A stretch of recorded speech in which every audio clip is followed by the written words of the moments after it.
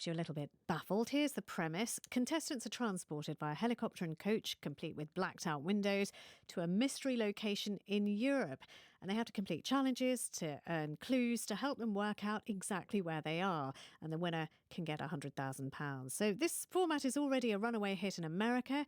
And it reminded us of a worldwide phenomenon called geoguessing or geolocating. It's an online game where players try to guess locations on Earth based on Google Street View images. It is a massive craze, and one of its biggest names is zi8gzag, aka Oscar Pearce, a GeoGuessr pro who holds a world record. zi8gzag spoke to me a little earlier and tried to teach me how to do it.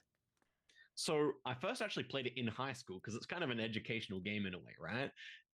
That was about 10 years ago. Then I rediscovered it on YouTube through a British YouTuber called Geoguessr. One time I just saw a clip. I was like, I have to know how he does it.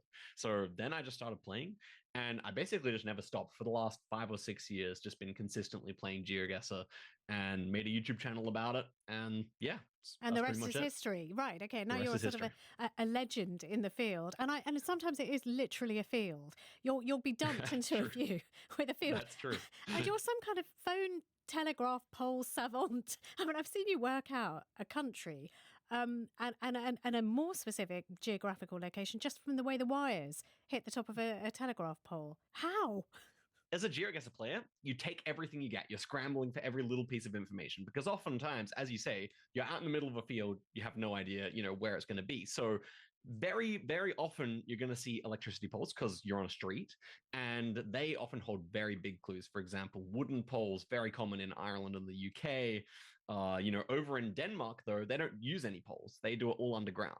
Over in Italy, they make them out of concrete normally. So it's, you just have to know all these little details and memorize them. Now, look, bearing in mind, I am the most clueless person when it comes to geography that you will ever meet. I get lost on patterned carpet. Can we just try and play this game and just teach me a thing or two about it? Okay. So let's have a look. A pin is going to drop somewhere on planet Earth, and we've got to guess where this is, and you're going to help me. Okay, so we're going to jump in here. There's 100,000 possible locations that we could be in, although Google has billions. This is just like a playlist of 100,000. Here we go. Okay. Right. So now what I'm seeing is a rather depressing view. It looks great. It's a little bit, it's probably a bit, winterish, isn't it? Yeah, the weather isn't super wonderful. The cars, well, they just look... I'll be very impressed if you got this correct. It's a small country. Okay, all right. Oh, you see, you know it already. Okay, so the cars are sort of Skoda shaped, but I know nothing. I know less about cars. Lots of greenery. There are some pine trees. There are lampposts. Now, these look to me like they just look like lampposts. zi8gzag. True. I mean, are they special lampposts? Is that giving you a clue? these ones aren't special. They're pretty generic, I would say. Yeah. So, okay, and I can see a playground in the background. What else? What am I missing? What should I look at that's screaming the answer? So there's a few things here. Number one, we have yellow registration plates. Obviously, over in Britain, you guys have them on the back of the cars. But if we look over here, we can see it on the front as well. So we know it's not going to be Britain based on that. The yellow registration plates with the blue strip, like European style, you can see those in the Netherlands, in Luxembourg, and in a few countries, Israel as well. As for this one, though, with these black slate roofs, these tiles, that combined with the yellow number plate, I would know that this is going to be Luxembourg for sure. Is it Luxembourg? Let's do the reveal.